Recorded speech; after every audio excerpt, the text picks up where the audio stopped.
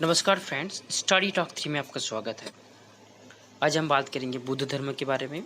और मैं आपको ये जो कहानी है, ये जो टॉपिक है, मैं एक स्टोरी के अकॉर्डिंगली मैं समझाने की कोशिश करूँगा। तो देखिए, बुद्ध धर्म के संस्थापक गौतम बुद्ध बुद्ध थे। उन्हें एशिया का ज्योति पुंज, लाइट ऑफ द एशिया कहा जाता है। ठीक है, तो इसके बाद देखिए, जो गौतम बुद्ध का जन्म 563 ईसा पूर्व में कपिलवस्तु के लुम्बिनी नामक स्थान पर हुआ था। और इनके पिता शुद्धोधन शाक्यगण के मुखिया थे। अगर आप देख सकते हैं, मुखिया राजा जैसा उतना वैभवशाली होते थे। इनकी माता माया देवी की मृत्यु उनके जन्म के 7वें दिन ही हो गई थी। उनके लालन पालन ने इनकी सौतेली माँ प्रजापति गौतमी ने किया था। अगर आप देखिए तो प्रजापति जो की है, इनका मौसी थी, और उनका मौसी ने उसको लालन पालन किया था। बुद्ध के बचपन का नाम सिद्धार्थ था। और गौतम बुद्ध का विवाह 16 वर्ष की अवस्था में यशोधरा के साथ हुआ। इनके पुत्र का नाम राहुल था। तो इसमें क्या कंडीशन होता है, देखिए कि बुद्ध जो कि है सब बचपन से ही बहुत दयालु थे। और जो कि ये कथन के अनुसार कि कोई साधु ने उसे बताया था राजा को, मतलब जो उसका पिताजी को, बुद्ध जी की, कि आपका बेटा जो है, जिस दिन कुछ ऐसा सीन देखेंगे जो कि वो थोड़ा सा काइंडनेस होगा, तो उसमें आपका जो कि ये संन्यास ले सकता है। तो उसी आधार पे क्या किया ना कि ये बुद्ध जी को मतलब एक चार दीवारी के अंदर ही रखा जाता था, ताकि वो बाहर का कुछ फीलिंग्स जो होता था कुछ भी ना देख पाए। तो इसी तरह चलता रहा। तो शादी हो गया। सिद्धार्थ जब कपिलवस्तु एक दिन क्या किया कि मंत्री सब को, जो वहाँ पे सेनापति था, तो उसने उसको जो कि बुद्ध जी ने बोला कि हम बाहर जाना चाहते हैं। तो जब कपिलवस्तु की सैर पर निकले तो उन्हें देखा, जाते जाते देखा कि एक बूढ़ा व्यक्ति, एक बीमार व्यक्ति और एक सन्यासी। जब बूढ़ा व्यक्ति को देखा कि वो जो कि है उसका मतलब जो कि लकड़ी का सहारे चल रहे हैं, बीमार व्यक्ति वो अजीब टाइप से है, जैसे कि बीमार है, तो आप समझ सकते हैं जैसे बीमार व्यक्ति कैसा रह सकता है। और एक सब जो कि है लेटा हुआ है, वो मर गया है एकदम। ठीक है, उसको अंतिम क्रियाकलाप उसका किया जा रहा है। और एक सन्यासी जो कि चिंतन कर रहा है, जो कि है उसका ऐसा कुछ दुनिया के बारे में कुछ सोच नहीं है, कोई टेंशन नहीं है। तो इसको देख के उसका मन में जो कि है प्रश्न ऑलरेडी हो चुका है कि क्या मतलब ये चारों में इतना विभेद कैसा है।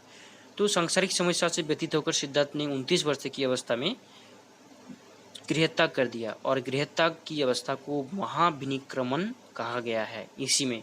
तो उन्होंने यही सोच के कि इतना सोच के क्या किया, लास्ट में वो 29 वर्ष की आयु में घर छोड़ दिया, गृह त्याग कर दिया। उसके बाद देखिए कि उन्होंने क्या किया कि सोचे कि कोई गुरु से हम शिक्षा मतलब ले लेंगे। तो क्या किया कि वहाँ पे अलार कलाम से जो कि है सांख्य दर्शन की शिक्षा ग्रहण की। अलार कलाम सिद्धार्थ के प्रथम गुरु है, आप ये देख सकते हैं, ये किताबों में भी होगा। और अलार कलाम के बाद सिद्धांत ने राजगीर के रुद्रकरा मुक्त से शिक्षा ग्रहण की। पहले तो शिक्षा ग्रहण किया इसके बारे में, धर्म के बारे में। और उसके बाद क्या किया कि बिना अन्न जल ग्रहण किए 6 वर्ष की कठिन तपस्या के बाद 35 वर्ष की आयु में पूर्णिमा की रात निरंजन नदी के किनारे पीपल वृक्ष के नीचे सिद्धार्थ ने ज्ञान प्राप्त किया। अब यहाँ पे एक जो कि है कहानी है कि डायरेक्टली यहाँ पे जैसे कि 6 वर्ष तक की कठिन तपस्या, 6 वर्ष में क्या हुआ कि वो पहले क्या किया कि बिना अन्न जल ग्रहण किए, यानी उन्होंने देखे कि उन्होंने खाया नहीं। खाने के बाद वो जो कि है पूरा वीकनेस आ गया उसमें। वीकनेस होने के बाद उसके बाद उन्होंने फिर से दोबारा तपस्या किया। उसके बाद उन्होंने ये ज्ञान प्राप्ति की है। ठीक है, तो आइए चलते हैं नेक्स्ट में देखें कि ज्ञान प्राप्ति के बाद सिद्धार्थ बुद्ध के नाम से जाने गए। वह स्थान बुद्ध गया कहलाया।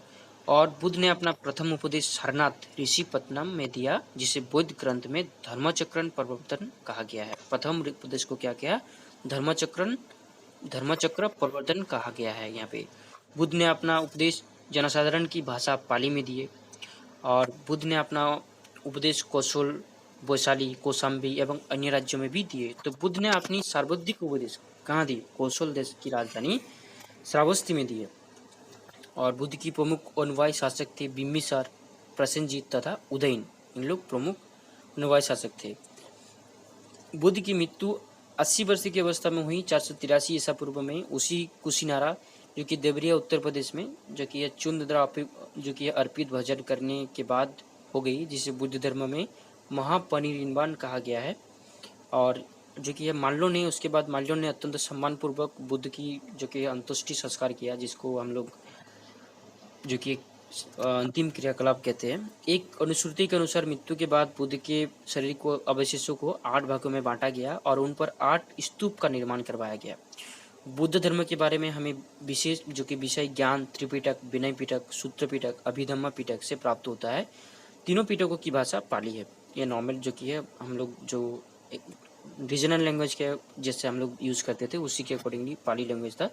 बुद्ध धर्म जो कि है अनिश्वरवादी है, वो ईश्वर को नहीं मानता था, वो मतलब जो कि सिर्फ ये मानता था, जो कि बुद्ध धर्म एक धर्म ये को मानता था जिसमें आत्मा की परिकल्पना नहीं है।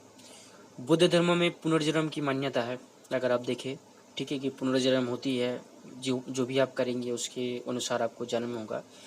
तृष्णा को छीन हो जाने की अवस्था को ही बुद्ध ने निर्वाण कहा है। जब आपका मन में सब पाप, ये सब जो कि भोग, तृष्णा, ये सब हट जाएंगे तो उसी को निर्वाण कहा है। विश्व दुखों से भरा है का सिद्धांत बुद्ध का उपनिषद से लिया गया है। बुद्ध के अनुसार अनुयायी 2 भागों में विभाजित थे, भिक्षुक बुद्ध। अब देखिए, भिक्षुक बुद्ध धर्म प्रचार के लिए जिन्होंने संन्यास ग्रहण किया उन्हें भिक्षु बुद्ध कहा गया है। और उपासक ग्रस्त जीवन व्यतीत करते हुए बौद्ध धर्म को अपनाने वाले को उपासक कहा गया है, जो पारिवारिक रहते थे और पारिवारिक रहते हुए भी जो कि धर्म को ग्रहण कर सकता था। बुद्ध संघ से सम्मिलित होने के लिए न्यूनतम आयु 15 वर्ष जो कि ये थी, और बुद्ध संघ में प्रविष्ट होने को उपसंपदा कहा जाता था। यहाँ पे देखिए, बुद्ध धर्म में त्रिरत्न है, बुद्ध धर्म एवं संघ त्रिरत्न, यहाँ पे आप इसको याद रख सकते हैं। बुद्ध सभाएं निम्नलिखित समय में हुई।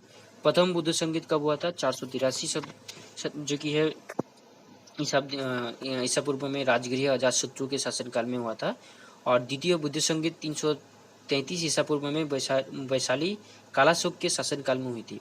तृतीय अगर देखें तो वो 225 ईसा पूर्व में पाटलिपुत्र अशोक के शासनकाल में हुई थी। तो ये सब आपका हो गया। और उसके बाद जब चतुर्थ बुद्ध संगीत हुई तो प्रथम शताब्दी के कुंडलवन कनिष्कों के शासनकाल में हुआ था चतुर्थ। और जब चतुर्थ हुआ उस समय क्या हुआ कि वो 2 भागों में बंट गया। क्या क्या? हीनयान एवं महायान, आप यहाँ पे देख सकते हैं। धार्मिक जुलूस का प्रारंभ सबसे पहले बुद्ध धर्म के द्वारा प्रारंभ किया गया। बुद्ध का सबसे पवित्र त्योहार क्या था? वैशाखी पूर्णिमा होती है, जिसे बुद्ध पूर्णिमा के नाम से जाना जाता है। हम लोग हिंदू भी कुछ मानते हैं, कैलेंडर में आप देख सकते हैं। इसका महत्व इसलिए है कि बुद्ध पूर्णिमा के ही दिन बुद्ध का जन्म, ज्ञान प्राप्ति एवं महापरिनिर्वाण की प्राप्ति हुई थी, यानी जो डेथ हुई थी उसी दिन हुई थी, एक ही साथ उसका जो कि हुई थी। इसी अनुसार हम लोग बुद्ध पूर्णिमा को मानते हैं। बुद्ध ने संसारिक दुख को संबंध में 4 आर्य सत्य बताया है। क्या क्या बताया? दुख का समुदाय, दुख निरोध गामिनी प्रतिपदाता। अगर आप यहाँ पे देखेंगे तो बोलते हैं दुख का कारण। ठीक है, पहले दुख क्या है, दुख का कारण ढूंढो, उसके अनुसार दुख निरोध गामिनी प्रतिपदा और दुख समुदाय, यहाँ पे चारों आप देख सकते हैं। इन सांसारिक दुखों से मुक्ति हेतु बुद्ध अष्टांगिक मार्ग की बात की है। वही साधन है सम्यक दृष्टि, सम्यक संकल्प, सम्यक वाणी, सम्यक कमाल जो कि कर्मंता, सम्यक अजीब, सम्यक व्यायाम, सम्यक स्मृति और सम्यक समाधि। अगर आप यहाँ पे देखिए कि सम्यक दृष्टि क्या होता है कि आपको जो दिखना है उसके आपके अनुसार दिखना है। सम्यक संकल्प, कोई अगर संकल्प ले रहे हैं। सम्यक वाणी, अच्छा बोलना है। सम्यक कर्मंतता, अच्छा काम करना है। सम्यक अजीब, सम्यक व्यायाम जो कि है, जो भी है एक्सरसाइज करना है, सिर्फ आपको जो कि है फिट ये करने के लिए हर दिन कुछ क्रियाकलाप करना है। सिद्धि, आपको काम करते रहना है कुछ धार्मिक क्रियाकलाप के अनुसार। बुद्ध के अनुसार अष्टांगिक मार्ग में के पालन करने के उपरांत मनुष्य की तृष्णा नष्ट हो जाती है और उनसे निर्माण प्राप्त हो जाता है। तो अनिश्वरवाद के संबंध में बुद्ध धर्म एवं जैन धर्म में समानता आप देख सकते हैं। ठीक है, तो आप इसको देखिए, ये है जो कि बुद्ध का कुछ इम्पोर्टेंट पॉइंट। आप इसे याद करिए, चैनल को सब्सक्राइब करिए, शेयर करिए, ताकि आगे हम लोग और अच्छा वीडियो आपको दे पाएँ। धन्यवाद।